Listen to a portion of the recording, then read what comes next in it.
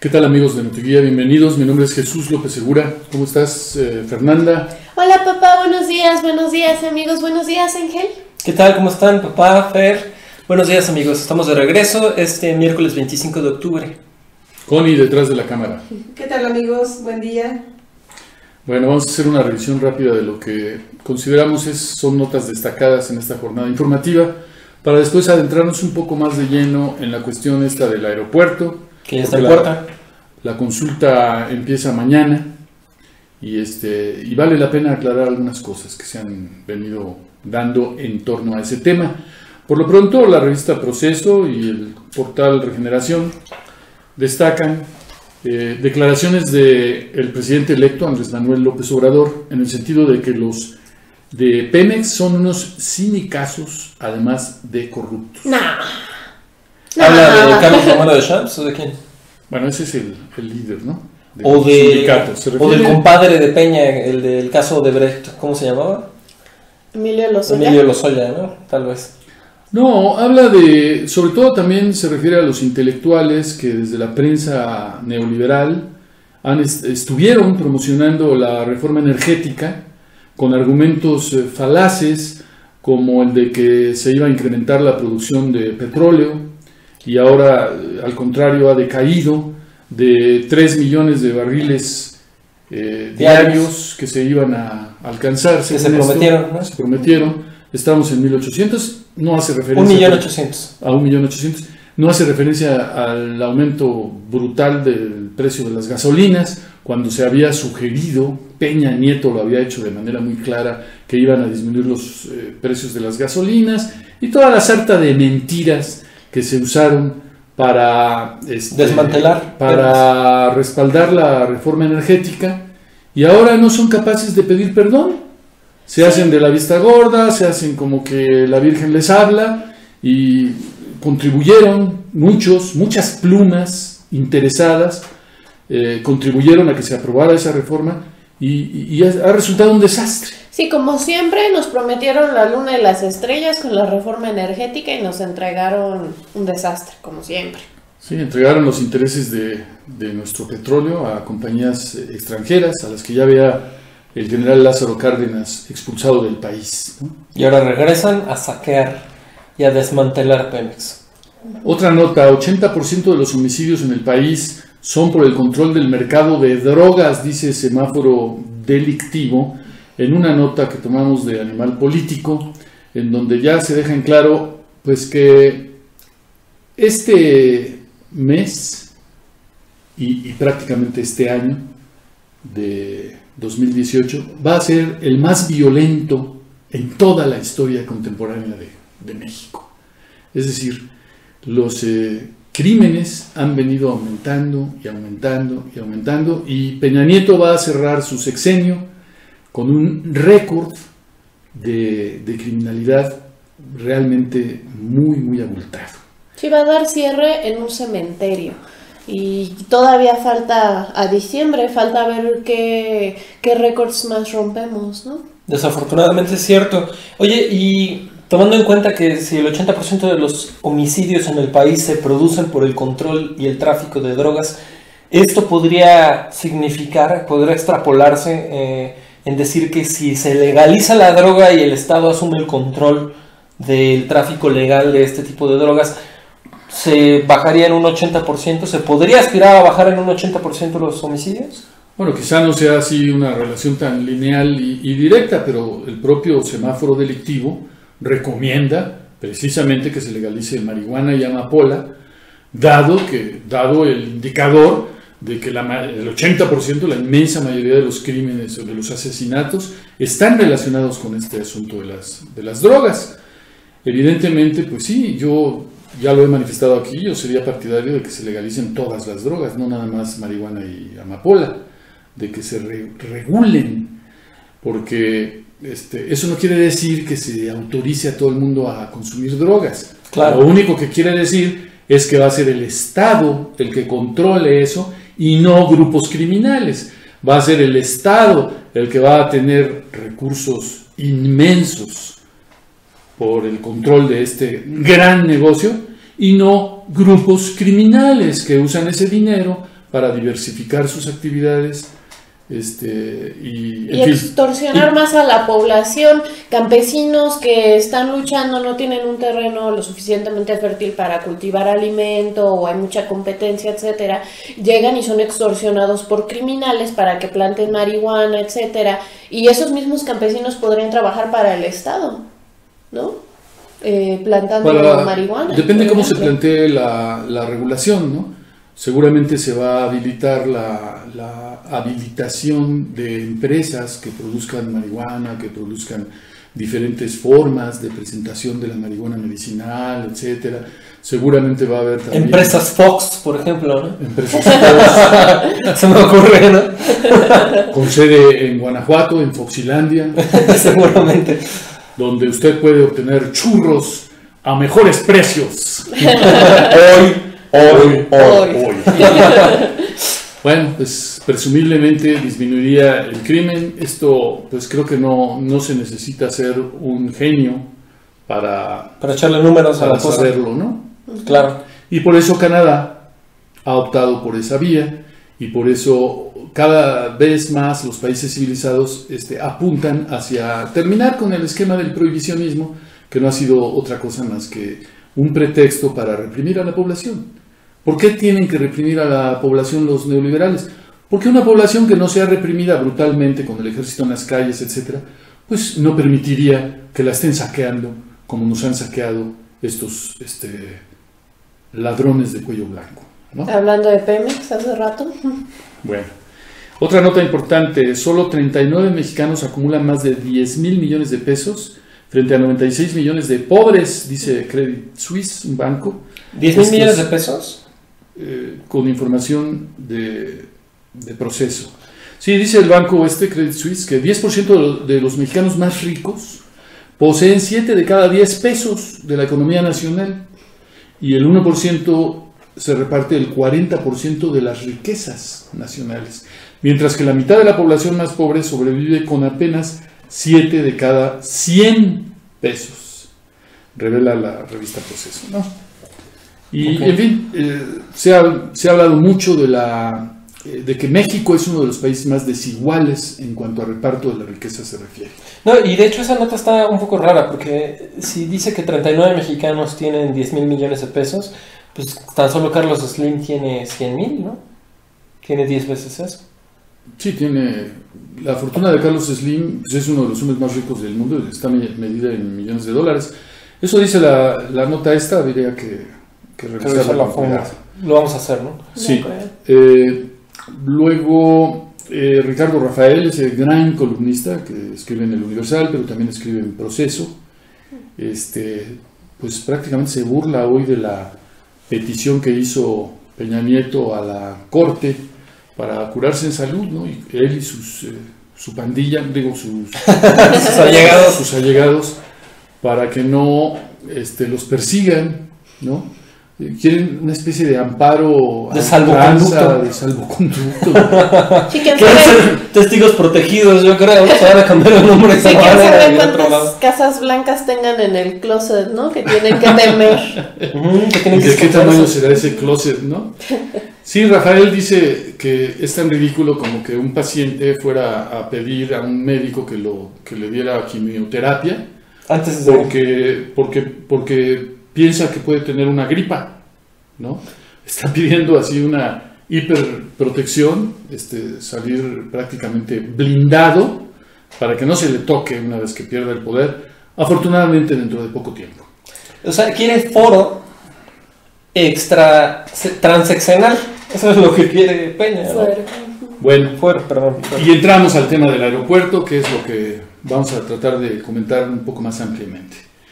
Yo empezaría con decir que veo en las televisoras que de por sí han estado bregando contra viento y marea para promocionar la opción de Texcoco de una manera descarada. Como diría López Obrador, son unos cinicazos, ¿no? Cinicazos. Sí. Bueno, ahora los veo más desatados que nunca. De plano, había yo dejado de ver a Loret por estos días. Empecé a ver otros noticiarios, pero lo prendí un rato en la mañana y me quedé sorprendido. Comparado con otras televisoras, TV Azteca, Imagen TV, está pero histérico promocionando Texcoco, ¿no? Y bueno, esto nos mete al terreno, me parece, y ahí sí les voy a pedir que me den un poco de chance, de la epistemología en ciencias sociales. Voy a hablar un poquito de eso. Okay. Voy a decir, efectivamente una consulta tendría que estar avalada por la Constitución, tendría que hacerse en una época de elección presidencial o de elecciones intermedias, para que participara la mayor parte de la población del país, para que tuvieran oportunidad de participar todos, o una muestra representativa. Entonces el planteamiento de que se va a hacer una consulta para lo del aeropuerto, a mí me parece, desde el punto de vista epistemológico o metodológico, un error. Yo creo que López Obrador debería haber hablado de un sondeo. Exacto. Él hubiera dicho, a ver, yo no voy a tomar la decisión nada más por mis pistolas, como hizo Peña Nieto, porque Peña Nieto tomó la decisión de construir en terrenos pantanosos un proyecto ambiciosísimo, costosísimo, sin consultarlo con nadie, de la manera más arbitraria y más autoritaria que se puede imaginar. Y López Obrador pudo haber dicho, yo no voy a actuar así, yo quiero saber qué opina la gente, y sobre todo quiero saber qué opina la gente que va a ser directamente afectada por ese proyecto. Entonces voy a hacer un sondeo. Y así se hubiera quitado de encima toda la ola de críticas que le han venido, porque no, la consulta es anticonstitucional, no, la ley es muy clara, dice que una consulta la tiene que organizar el INE y tiene que tener tales y cuales características. Claro, porque consulta es sinónimo de referéndum en materia legal y como tú dices, tiene más una forma de sondeo. Exacto, entonces, primer error. Segundo error, nunca debió haber dicho López Obrador que pretendía ser neutral. Un presidente electo o en funciones no tiene por qué ser neutral. Definitivamente un presidente tiene la obligación de velar por los intereses de la mayoría en contra de las presiones de grupos minoritarios, de grupos de presión, como los que están construyendo ya el aeropuerto de Texcoco, y sus voceros de las televisoras, sus jilgueros, que los están apoyando de una manera abiertamente tendenciosa, y ellos sí tendrían obligación de ser plurales. Los noticiarios de las televisoras concesionadas en México tendrían que ser neutrales, tendrían que ser respetuosos de los intereses de las mayorías y no tendrían que estar abogando por los intereses de grupos económicos poderosos que se ve que los están maiceando, para hablar claro. Entonces, ese es un segundo error. López Obrador debió haber dicho, la decisión la tomo yo y no tiene por qué hacerse ninguna consulta, porque no vamos a modificar la Constitución para establecer, por ejemplo, la segunda vuelta electoral o decisiones que afectan a todos los mexicanos. Esto es la decisión de dónde se construye un aeropuerto y esa decisión la puede tomar el presidente de la República sin consultar a nadie, y de hecho eso es lo que hizo Peña Nieto.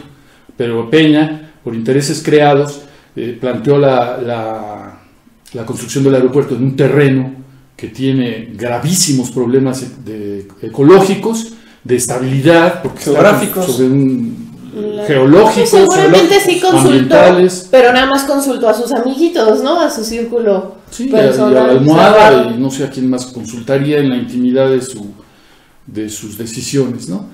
Pero el caso es López Obrador debió haber dicho, yo no quiero tomar una decisión arbitraria, quiero escuchar a la gente. Por lo tanto, voy a plantear un sondeo, voy a establecer unas cuantas casillas en algunos 500 municipios del país para que la gente interesada en el asunto vaya y se manifieste. ¿Para qué plantea lo de la encuesta, por ejemplo? Otro error.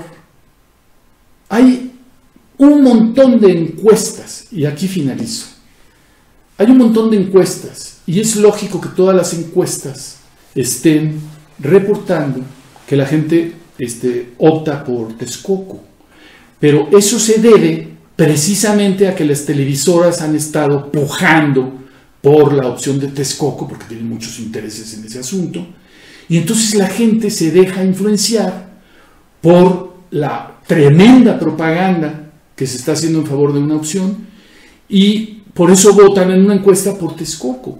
Pero eso descalifica, así como quieren descalificar la consulta de López Obrador, las encuestas están descalificadas igualmente, porque equivaldría a que en una elección presidencial las televisoras estuvieran abiertamente a favor de uno de los candidatos y se plantearan resultados de las encuestas en favor de ese candidato y nunca le dieran oportunidad al otro candidato de expresar sus opiniones, etcétera, como ha ocurrido en las televisoras. Nunca han puesto a un experto en ecología a argumentar en favor de Santa Lucía y en contra de Texcoco, por ejemplo, y les extraña que las encuestas, a nadie le extraña que una encuesta resulte a favor de Texcoco cuando está toda la propaganda a favor de Texcoco. Entonces, ahí es donde entramos a los instrumentos que se usan estadísticos. Efectivamente, la consulta de López Obrador no es una muestra representativa, de acuerdo, pero las encuestas que están aplicando las encuestadoras en México también están descalificadas porque hay un sesgo informativo en favor de una de las opciones y eso descalifica a las encuestas automáticamente como instrumentos de medición. Finalmente, el último error que yo veo, y ya con esto termino, en el planteamiento de López Obrador fue que dijera que el resultado de la consulta va a ser vinculante. ¿Eso qué significa? Significa que lo que digan en la consulta, eso es lo que se va a hacer.